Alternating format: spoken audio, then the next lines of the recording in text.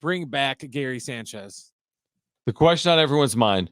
It's what everyone's thinking about today. Everyone's driving in their car, heading home. Gary Sanchez, when's he coming back? Picking up their kids.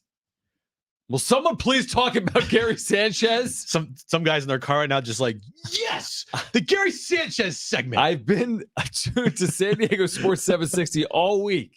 I've been Colin wanting hasn't this. talked about Gary Sanchez. Rich McGuire's like, yes, finally, Gary Sanchez. I can't wait. Well, here you go, Rich. Yeah, I think so. Bring him back?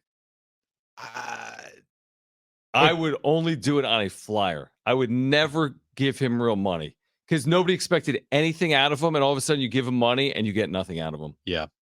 He seems like one of those players that you just squeezed all the juice out of it. 2-year deal, get out of here. Yeah, you got what you wanted. You got what you needed. You needed a stabilizing backstop that could give you some pop, actually produce, because you got none of that from Austin Nola. Nola. Dude, I know. Still in the organization, right? Yeah.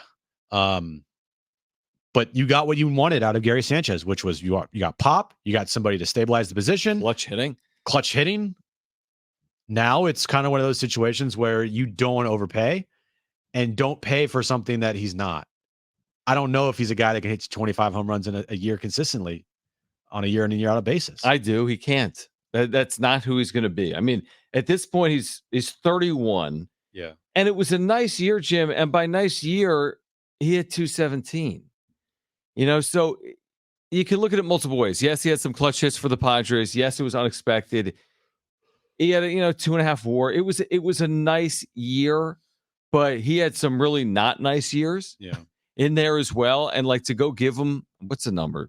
8-10 million a year? Because what it could translate to is if you give him 8 to 10 million a year or even more than that, and then you start seeing the numbers that he put up a couple of years ago, or give me like his when he was bad or when he was good. When he was bad. Well, when he was bad, it was really, really, really bad. So 2022 with the Twins, 659 OPS. Yeah. 2020 with the Yankees, COVID. Okay, 618. Yeah. OPS. He's had some awful years. Yeah. If you get those numbers, it's too risky, dude. It's too risky to give a guy $10 to $15 million when you need a guy making that much money per year to give you like at least a 750 OPS to 800. Right.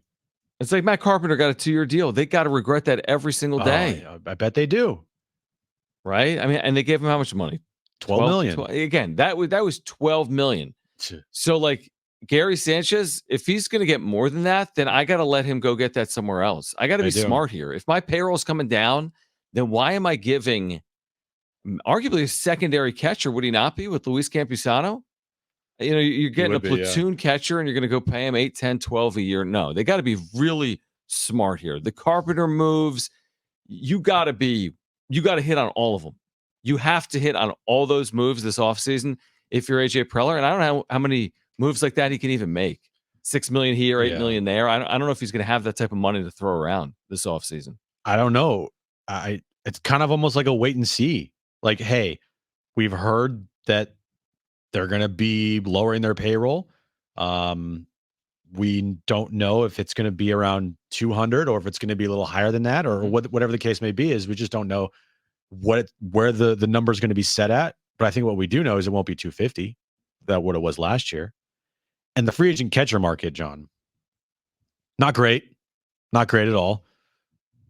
Want to bring Austin Hedges back? Not particularly. Hey, he could be a World Series champion. True. Again, you're not getting crazy offense out of your catcher typically. No, it's not the end all be all. I kind of like the offense of Luis Campusano. I know you need 2 catchers. They do need another catcher. And Ethan Salas is 9 or 12 years old or whatever. Yeah, he's still not able to drink yet. Dude, he's not able to buy a lot of. Is he 18? I think he might be 17 still. So he's not buying lottery tickets. He can wear a blue necklace. What's more important? What's more important? Gary Sanchez and a potential backup catcher, or maybe even a starting catcher, or fixing your first place problem? You're asking very tough questions. What's more important? That's a good question. I don't think you need offense out of catching, but I think you need offense out of first. Yeah. And it seems like they were beyond serviceable defensively as backstops last year.